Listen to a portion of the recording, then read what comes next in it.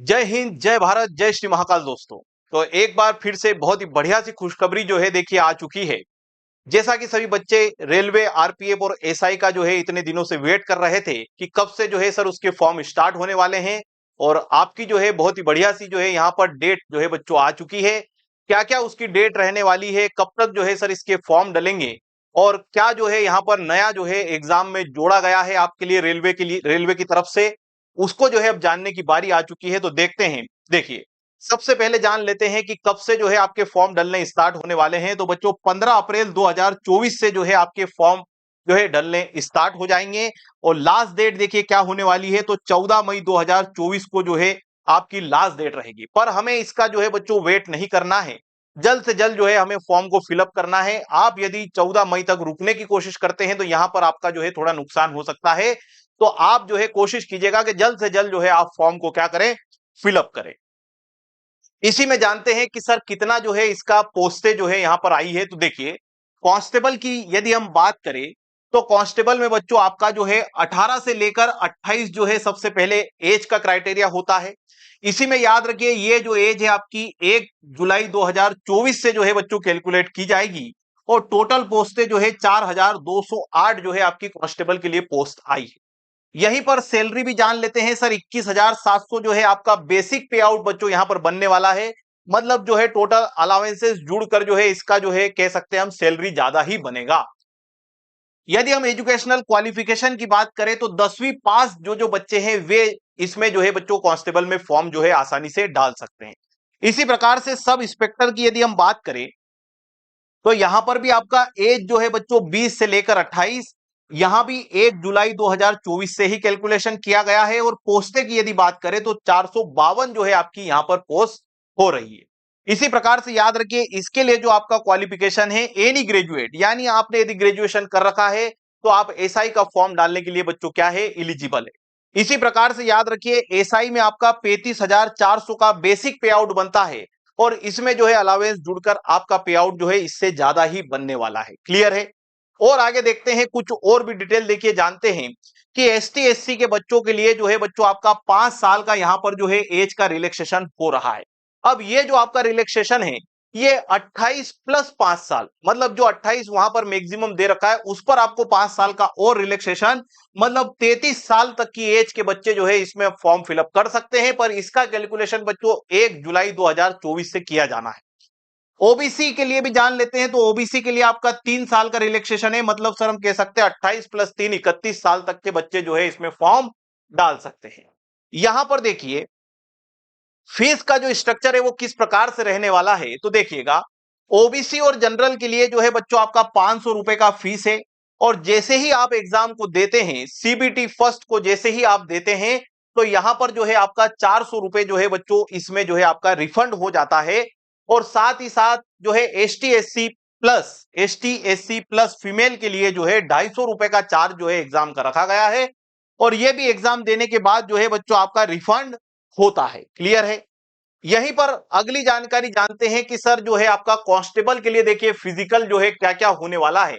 तो कांस्टेबल में मेल की यदि बात करें तो बच्चों 1600 मीटर की रनिंग है, जिसे 5 मिनट 45 सेकंड में आपको जो है कंप्लीट करना है। और इसी प्रकार से फीमेल की यदि हम बात करें तो यहां पर 800 मीटर की रनिंग 3 मिनट 40 सेकंड में आपकी कांस्टेबल के लिए होने वाली है।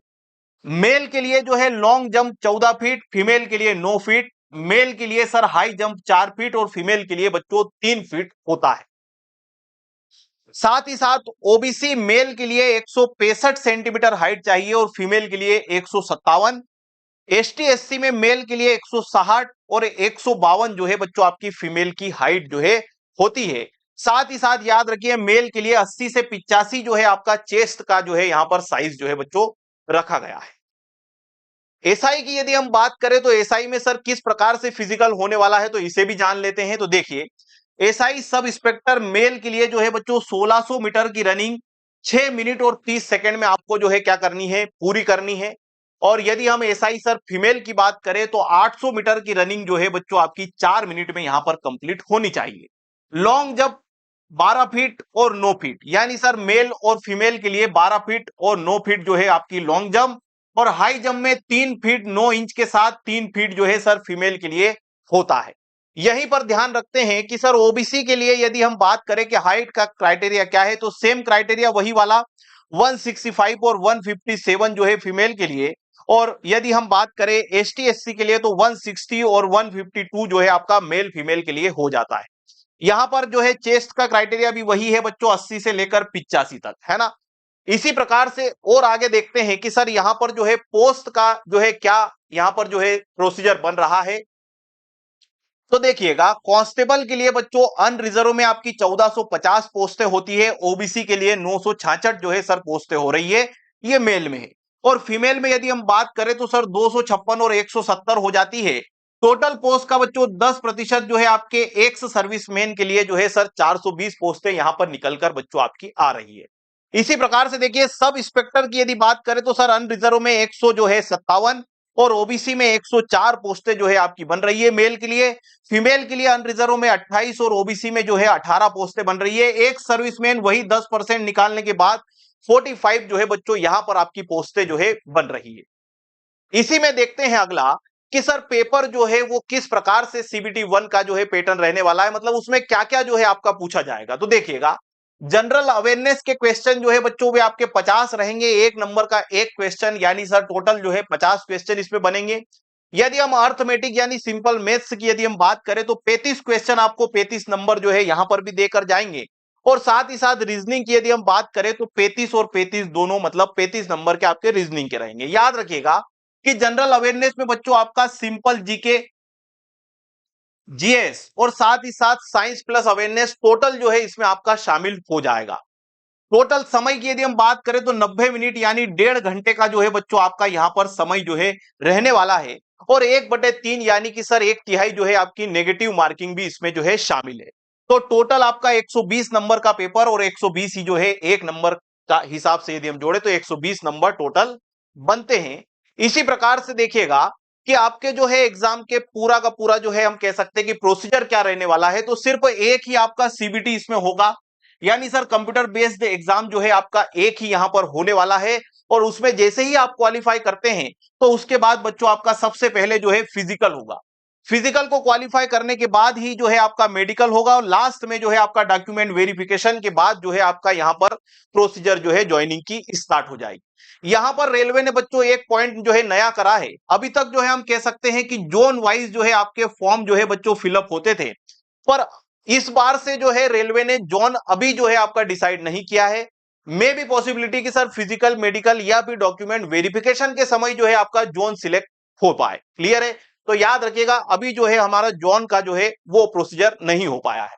इसी में देखते हैं कि सर एग्जाम डेट की यदि हम बात करें तो अनुमानित बच्चों अगस्त या फिर सितंबर में जो है आपकी एग्जाम यहां पर कंडक्ट हो सकती है।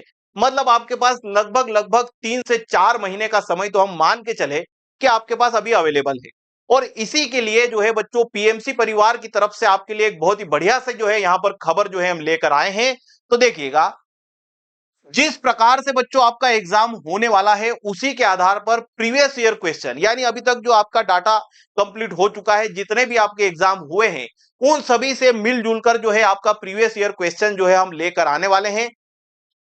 इसमें आपकी मैथमेटिक्स की अलग से क्लास, रीजनिंग की अलग से क्लास और जीके जीएस की अलग से क्लास जो है बच्चों जल्द ही शुरू होने वाली है। तो आप सभी लोग जो है इन क्लासेस को पूरी तरीके से अटेंड कीजिएगा, ताकि आपका जो है ज्यादा से ज्यादा स्कोर जो है बच्चों एग्जाम में क्या हो पाए, बन पाए। तो इसी आशा के साथ जल्द से फिर से हम जो है मुलाकात होती है हमारी। तब तक के लिए जय हिंद, जय भारत।